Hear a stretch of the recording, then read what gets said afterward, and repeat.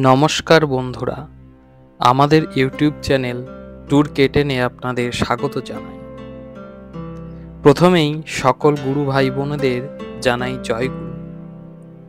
বাঙালি মধ্যবিত্তের pocket friendly travel ডেস্টিনেশনের মধ্যে দীঘা অন্যতম।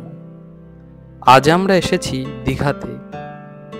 আর যে কোনো ট্যুরিস্ট প্লেসের একটি বড় খরচ হলো হোটেল। তবে আপনি যদি দীক্ষিত হন তবে আর চিন্তা নেই। দীঘাতে শ্রী শ্রী ঠাকুর অনুকূলচন্দ্রের আশ্রমে রয়েছে ন্যূনতম ব্যয়ে থাকা ও খাওয়ার সুবন্দোবস্ত। এটি হলো দীঘা সৎসঙ্গ আশ্রম। এটি ওল্ড দীঘায় অবস্থিত। ওল্ড দীঘা সি বিচ থেকে হাঁটা পথে মাত্র 5 থেকে 7 মিনিটের দূরত্ব। যদি আপনারা নিজেদের গাড়িতে আসেন তাহলে এই আশ্রমে গাড়ি রাখবার জন্য যথেষ্ট জায়গা রয়েছে। ঢুকেই সামনেই ডান দিকে একটি জায়গা রয়েছে এবং অফিসের সামনেও যথেষ্ট পরিমাণে জায়গা রয়েছে। আপনারা যদি পাবলিক ট্রান্সপোর্টে আসেন সেক্ষেত্রে রুট ডিরেকশন হলো নিউ দীঘা স্টেশনে নামার পর সেখান থেকে অটো বা টোটোতে বলবেন শ্রী শ্রী ঠাকুর অনুকূলচন্দ্রের সৎসঙ্গ আশ্রমে যাব, তাহলে আপনাদের সহজেই সেখানে পৌঁছে দেবে।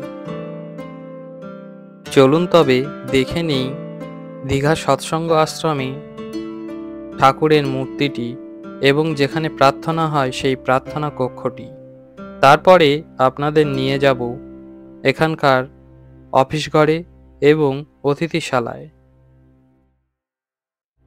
এটি হলো প্রার্থনা কক্ষ।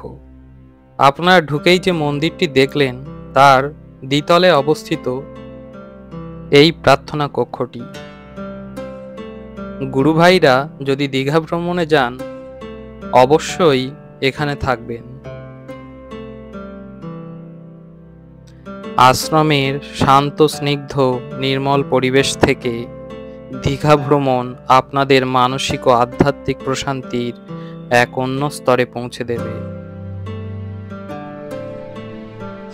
এই যে ত্রিতল বিল্ডিং দেখছেন এর একতলায় রয়েছে অফিস ঘর এবং দুতলা এবং তিনতলা অতিথি নিবাস হিসেবে ব্যবহৃত হয়।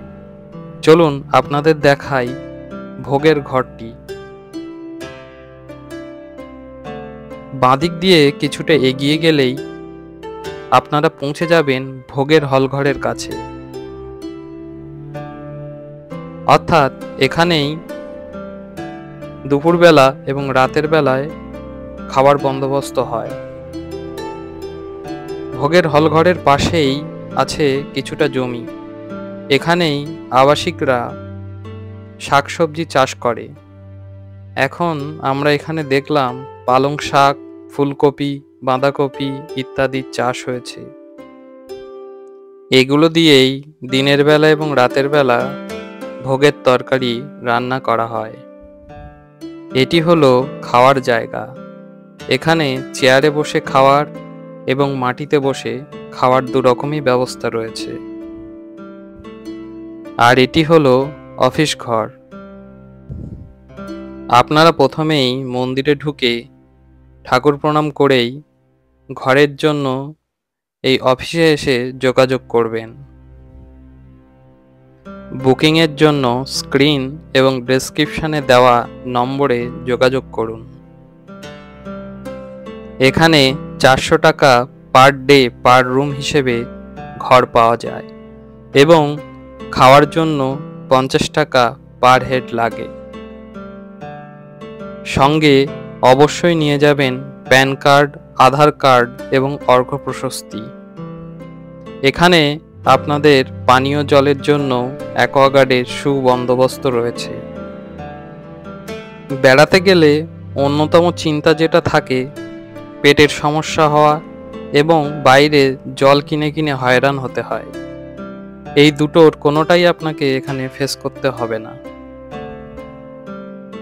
চলুন তবে এখানকার অতিথি নিবাসের ঘরগুলো কেমন আপনাদের একটু ঘুরিয়ে দেখাই।